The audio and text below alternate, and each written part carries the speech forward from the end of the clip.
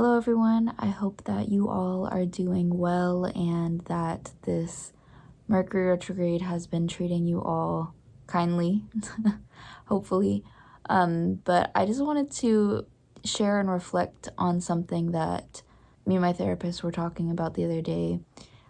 And her name's Susan Vaughn. I have a bunch of videos with her on reality creation. I'll link them. But basically, we were talking about the healing journey and spirituality and everything like that. And I asked her, while I'm making the effort to heal and while I am healing, what do I do in the meantime? Like, do I just suffer? Because I'm still healing. And of course, that's going to take time and you have to feel that out. You can't just, okay, it doesn't happen overnight, right? And I was like, well, what do you do in the meantime? Do you suffer? And she was kind of like, that's a great question, because she's like, well, that's,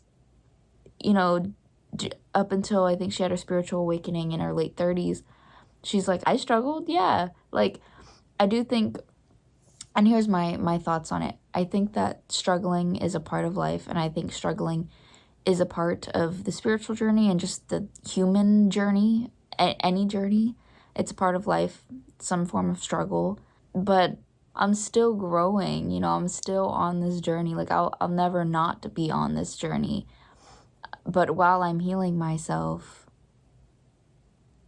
like, maybe it was just like, how do I manage the downs in life? And she did tell me that, with life, we're gonna have ups and downs, but as you become wiser, I guess you can say, the ups and downs are less drastic. At least the downs. Your ups can be drastic, but you don't crash. You don't come down as hard as you would when you're not regulating your emotions, as if, you're not healed. So I don't know. It was interesting.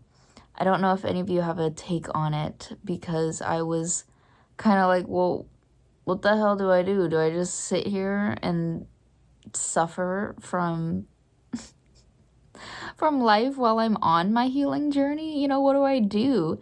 I think it's just, coping. Like, we all have coping strategies, and of course, hopefully they get better as you get older.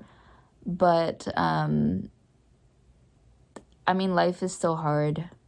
And I think also I'm at a weird age where it's like there's more responsibilities and more things to think about with age. And I feel like, especially in your 20s, that's when everything kind of hits you and you start thinking about it for the first time. I used to always ask the question, especially when I was younger, does it get easier? And the answers vary, of course, because everybody has different experiences. But at least my point of view now is that it does not get easier, but you learn how to cope better, and that makes it easier. Life doesn't just get easier as you get older. I think actually it gets harder. But when you get older, you hopefully evolve and develop better intelligence and better skills at problem solving and communicating and facing conflict, that things shouldn't bother you anymore. And I'm hoping to get at that point. What I think holds me back is the expectation that things will get better because I've handled things in the past. And it's also like, well, if you handled something horrible in the past, you may deal with something horrible in the future, but it could be something completely different. It may not be as bad, but it could be something completely different that is just a really bad trigger for you. So it doesn't get easier. No, I don't think so. But I do think that the way that you cope with things should get easier. And at that point, you would have, racked up some experience to where you're like, okay, I've dealt with things before. This is how I handled it. That didn't work. This works better for me. You understand more about yourself and how to handle certain situations. and especially handle it mentally, you know, how to process it. For example, when I was 15 dealing with something that really, really broke me, okay, I gotta go find, someone to lean on or smoke or drink or, all of that stuff. And of course, that is a very temporary fix, but it does help in the moment.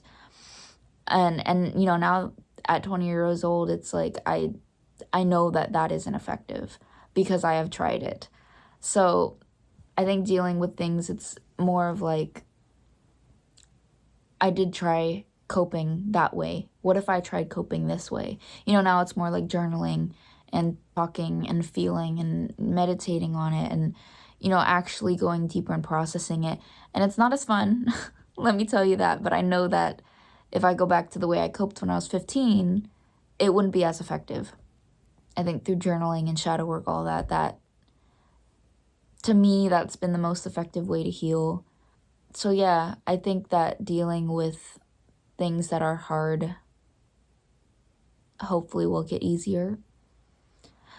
But of course, you have to mature. Like, if you try dealing with things and you never got a break to process, I can imagine that it would be hard to gain coping skills, proper coping skills, because you don't really get a chance to. Some people are just constantly dealing with something that they don't get a chance to just get out of survival mode and start actually thinking about how to heal themselves. So it's hard. I can't speak for everybody, but for me at least, the healing journey has been it's been wild, I'll say that. And I think also when you deal with trauma from childhood, you don't realize how bad it is until later. When you're 15 or 10, 15, when you're young, you're like, oh, I'll just deal with it. Oh, it's over now. Like, yay, I'm not dealing with it anymore. But then it's like you're 20 and you're still getting triggered by the things that remind you of that trauma. You're still affected by it. It's really important to develop healthy coping skills. And at least for me, like I said, journaling, shadow work, I do recommend doing, at least trying to find a hypnotherapist. That has been really effective for me. Meditating, reading, watching YouTube videos on, topics that you're interested in, like how to deal if you're dealing with a breakup, or how to deal with an abusive partner, or how to deal with childhood trauma, how to do shadow work. Like, there's so many YouTube videos on how to deal with things. Getting into new hobbies. Sometimes, like, even playing a video game has helped for me when coping with something that was hard on me. Watching your favorite show, cooking if you enjoy cooking, a hobby, learn a new hobby. Like, life literally has infinite possibilities and infinite things you can learn and do. Like, I think you just have to get yourself out of that rut and out of that feeling that you're always going to feel like that, because you won't. Life is so infinite, and being stuck, feeling stuck sucks. But I don't think that you ever are stuck. I don't know, because there's a lot of different situations too. I'm just speaking what's on my mind right now because I think we need to. So, no, it doesn't get easier, but you can make it easier. That is what I wanted. That's my point. That's what I wanted to get across. I hope you are enjoying life. And if you're not, I hope that you are at least trying to enjoy the journey to healing, because it is rough, but it can also be fun, And I also think that life shouldn't be taken so seriously. I think I do that all the time. I take things way too seriously, and then I step back and I'm like, life isn't really, like, it's not that serious. Like, it's one big video game, and we're just trying to level up. And, you know, we don't have to. Like, nothing's forcing us. Like, you can, you know, you can play life on hard mode or you can play it on easy mode. Like, that's really up to you. You know, we're all handed certain cards, but it's our choice to use those cards to our advantage. If you're going through something rough right now, I hope I could at least inspire you to take charge and improve in some way, and stay safe. As always, I will see you in the next one.